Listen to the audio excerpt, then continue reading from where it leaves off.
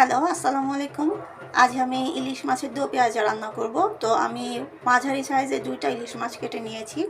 এখানে 8 টুকরা মাছ আছে আর 2টা মাথা নিয়ে নিয়েছি। আমি মাছগুলো ভালোভাবে কেটে ধুয়ে পরিষ্কার করে নিয়েছি। হলুদ, লবণ আর মরিচের গুঁড়া দিয়ে মাখিয়ে নিয়েছি। 10 মিনিট মতো ম্যারিনেট করে রাখবো। এখানে ইলিশ মাছের দো পেঁয়াজা রান্নার জন্য আমি মরিচ নিয়ে নিয়েছি 10টা মতো, আর 4টা মাঝারি সাইজের পেঁয়াজ কুচি করে নিয়েছি। এখানে মরিচের গুঁড়া নিয়েছি 1 চামচ, হলুদের গুঁড়া নিয়েছি 1/2 চামচ, আর জিরার গুঁড়া নিয়েছি 1/2 চামচেরও কম, আর লবণ নিয়েছি 1/2 চামচ মতো।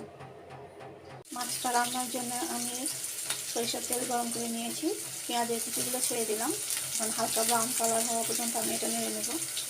এখানে আমি মরিচের গুঁড়া, হলুদের গুঁড়া, জিরার গুঁড়া আর লবণ দিয়ে দিলাম। এখন ভালোভাবে মশলাটা দিয়ে কষিয়ে নেব। একটু পানি দিয়ে দিলাম যেন মশলাটা পুড়ে না যায়। আমি এর মধ্যে কাঁচামরিচের ফালিগুলো দিয়ে দিলাম। অর্ধেকটা দিয়েছি আর অর্ধেকটা ঝোলের মধ্যে দিব।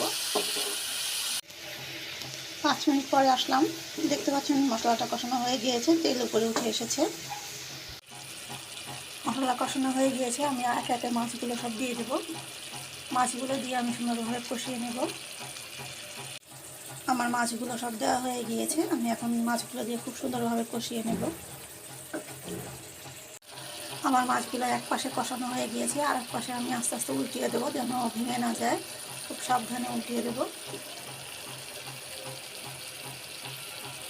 আমার মাছগুলো কষানো হয়ে গিয়েছে। 5 মিনিট পরে আমি ফিরে এসেছি। এখন আমি সামান্য একটু পানি দিয়ে দেবো। আমি যেহেতু মাছের দো পেঁয়াজা করবো তাই বেশি পানি দেবো না, 1 কাপ মতো পানি দেবো। কেটে রাখা বাকি কাঁচামরিচের ফালিগুলো আমি এর মধ্যে দিয়ে দিচ্ছি সুন্দর একটা স্মেলের জন্য। ফিরে আসলাম 10 মিনিট পরে। আমার রান্নাটা প্রায় কমপ্লিট হয়ে গিয়েছে, আমি নামিয়ে দেবো একটু পরে। আমার রান্নাটা কমপ্লিট হয়ে গিয়েছে। দেখতে পাচ্ছেন কত সুন্দর লোভনীয় হয়েছে। এমন সুন্দর সহজ সহজ রেসিপি পেতে আমার চ্যানেলটাকে সাবস্ক্রাইব করে রাখবেন। আর আমার ভিডিওটা ভালো লাগলে সবাই প্লিজ লাইক, কমেন্ট, শেয়ার করবেন।